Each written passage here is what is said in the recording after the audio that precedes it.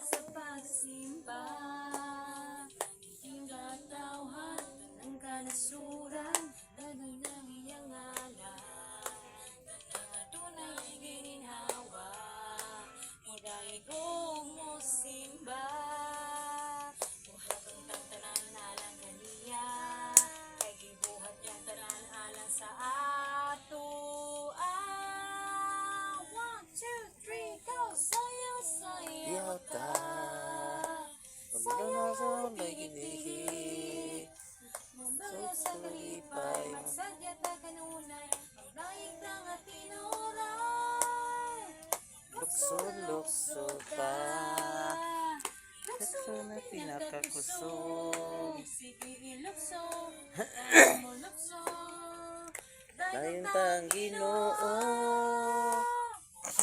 pakpak ta.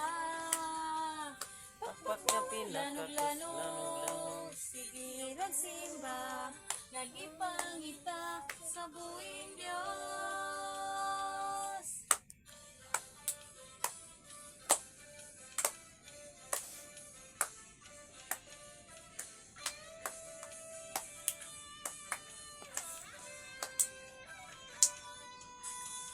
Daygon nato siya sa pagdaig na walay tihik-tihik, walay pugong-pugong, buhatig ka sa pagsimba. Iyang katawhan, tanang kanasuran, kay guntang iyang ngalan. Tanang adunay gininhawa, muday Huwag mo simba.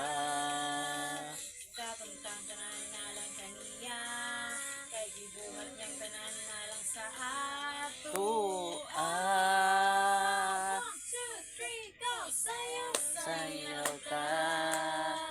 Sayaw na pinakihik, sayaw sa kalipay, magsadya ta kanunay, dahil ta nga tinuray.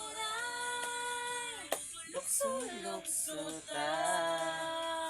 Lukso na pinakakusog, sige ilukso, tanan mo lukso, dahil tang Ginoo. Pakpak ta, pakpak ka naglanog-lanog, sige ang pagsimba, nagipangita sa buhing Diyos.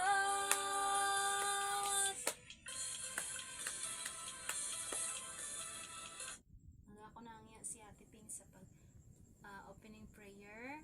Nabi ko, Lord, ay nata, Lord Jesus, thank you for this evening, Lord. Thank you for the food. Jesus,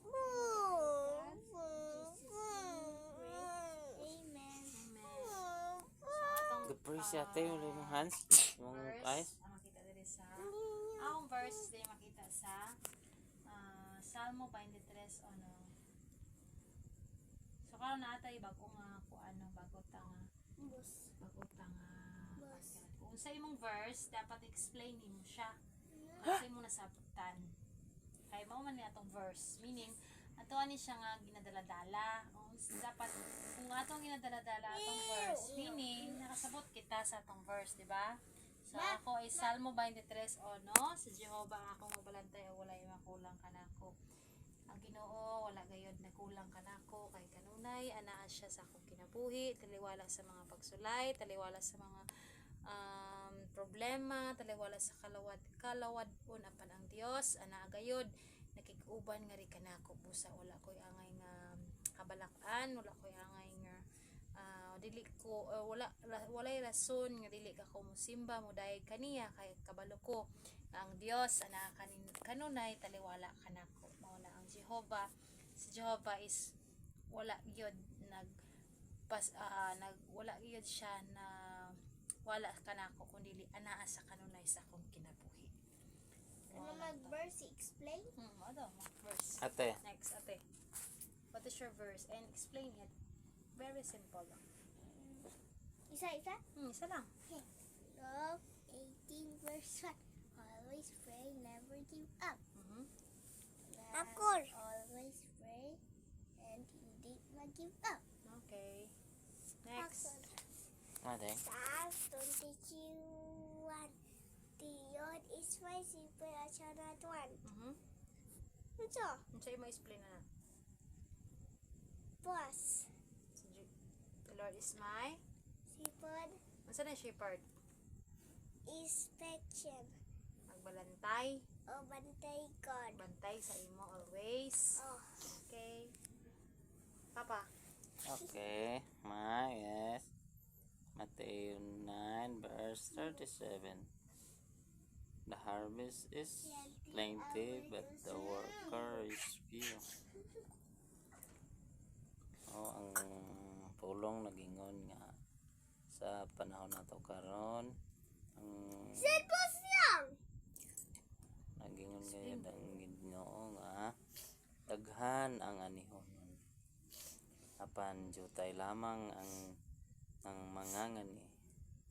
O diya sa halangit nun niya pagsabot is daghan ng mga tao nga angayan harbison, angayan nato angayan luwason, angayan makadungog sa mga balaang pulong, apan gamay lang ang nagdala niini, gamay lang ang nagwali niini, gamay lang ang nisunod, Nagtuwad. ang nagtuman or nagsangyaw ini nga mga pulong. So, sa tinuod gayud ang pulong nga nag-ingon diha kang Mateo 9:37 nga the harvest is plenty, but the worker is few. Amen. Katong katao ng adto ta sa langit. Boss lang said. Adto ta sa langit nga arang tangpuy-an. Sing-ding. Wala na kata pa. Kit Nagita nga kami atong dito, matagamtam Dito ta ninyo na uban. Kauban ni Jesus sa langit nga puloyanan. Kining kalibutan. Kining kalibutan gilig ni ang atong puloy-anan. Kay kita sa kaduhalabay lamang atong puloy-anan.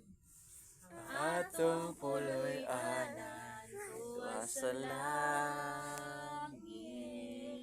sa atong Dios gihanda. Igsuon sa imong ikawilihan. Dinhi sa yuta, mapuno sa kasalanan, puno sa kagubot, puno sa kagubot ug kapakyasan. igsuon kini ang atong puloy-anan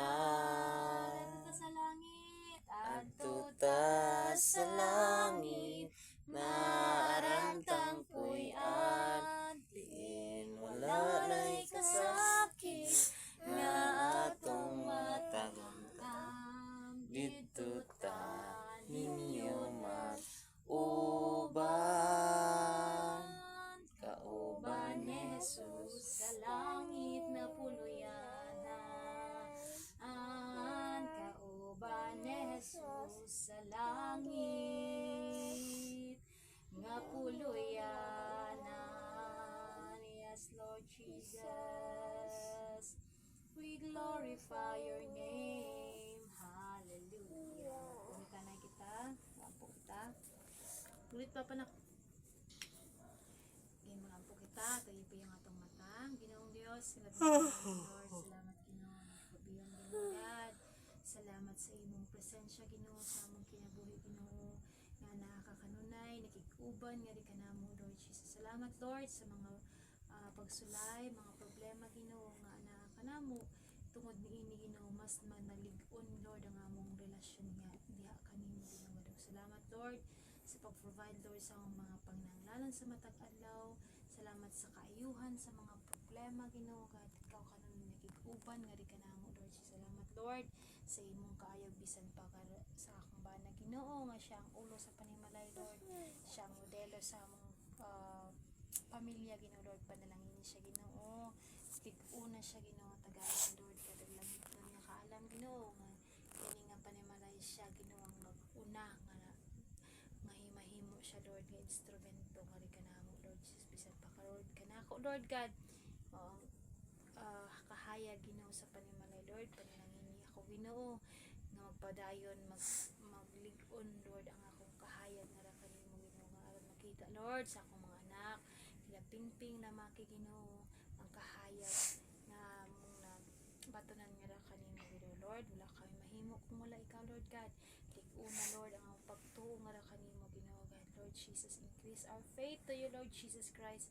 Ilayo kami Lord sa mga buhat sa dautan, sa mga balatian, problema, in the mighty name of Jesus. In Jesus name, walay gaho mangyawa sa ngalan ni Jesus Lord. Kumagyo ikaw mga balatian, kumagyo ikaw mga problema, wala kami mahimo Ginoo God kung wala ka Lord. Salamat sa imong kaayo Ginoo sa among kinabuhi Lord Jesus. Bisan pa Lord God, karong kagabiyo na Ginoo, matulog kami Ginoo nga balo namong kalinaw ug kalipay Lord. Kami nagahangin, nagaampo di kanimo Ginoo, tagaay kami Lord ug langiton nga mga damgo Ginoo. Na makatulog kami Ginoo nga safe and sound diha kanimo Lord Jesus. Palibuti Lord ang among panimalay ug mga anghel Ginoo.